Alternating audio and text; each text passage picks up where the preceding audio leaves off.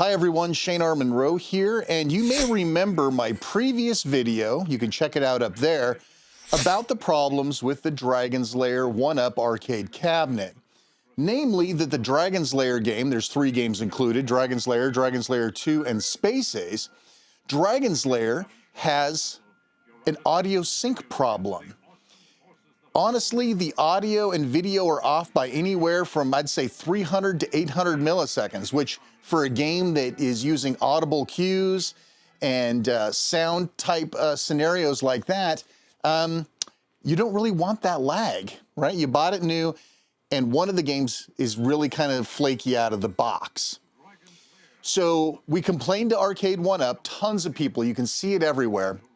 Tons of people complained about it, and basically the fans said, oh, you're just being nitpicky. It's not that bad. It's not that bad. Oh, no, it's bad. Watch my video, again, right up there.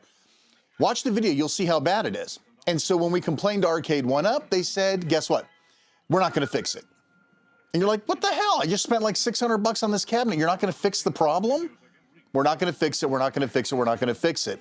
Suddenly, somebody complained enough and submitted a ticket into the Arcade1up help desk, and they said, we'll reflash it with the fix if you send us your PCB. Oh, so there is a fix. They're not going to make it available for everybody. You have to write and complain to them if you want the fix. But here's the other little catch. If you're outside of your 90-day warranty, and everybody that owns one of these is, they want to charge you $40 for the privilege. So let's see what this process is like. If you go to Arcade1up's website and you search for Dragon's Lair in their tech support area, you won't find anything. In fact, the only reason I found anything is because I have a ticket open with them. Now, this is what I filled out on their page to start a ticket. Basically, it's a well-known issue, blah, blah, blah, and I submitted my video along with it to prove the problem because they asked for that. And here's what they wrote back. So they just released an enhancement. We're unable to deliver this update as an installable patch for business reasons. What does that mean? You have to send in your board. For machines that are out of warranty, the cost is $40 US, $40.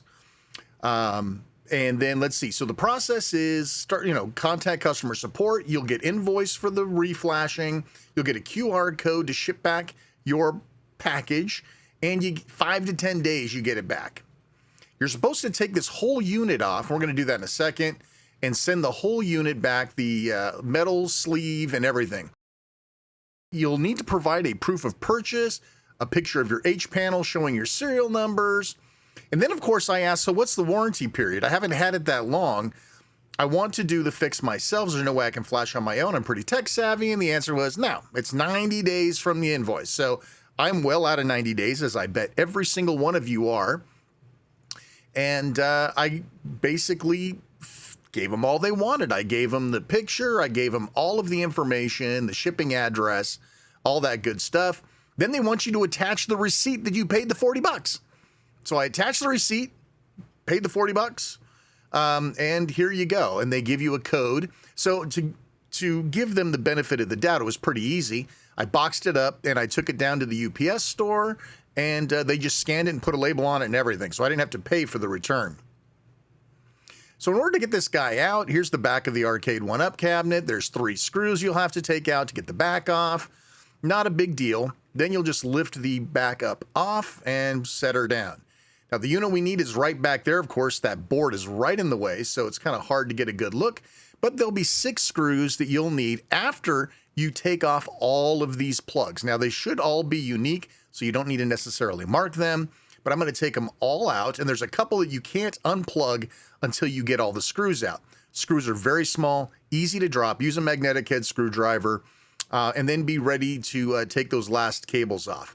And this is it. This is what they want. They want the metal case and the PCB inside. So that's what I'm going to give them. All right, now I'm going to package it up. They wanted it very specific. They said they wanted it in bubble wrap, no envelopes. So one of the reasons I wanted to record it was to show that I actually packaged it correctly so they can't come back and say, oh, well, you didn't pack the PCB right, so it's broken and we're not going to replace it. So I wrapped it up in bubble wrap first. I just reused some nice Amazon shipping material. Then I used additional Amazon packaging shipping material, filled the bottom of the box and put this board right in here and then more packaging on top. There's no way that this is not well packed. So that ends part 1. Like, subscribe, hit the bell. Remember, if you subscribe, you're going to find out what happens with part 2 when I get it back. We'll see if it's actually fixed. I'm Shane R. Monroe. Thanks so much for watching. Take care.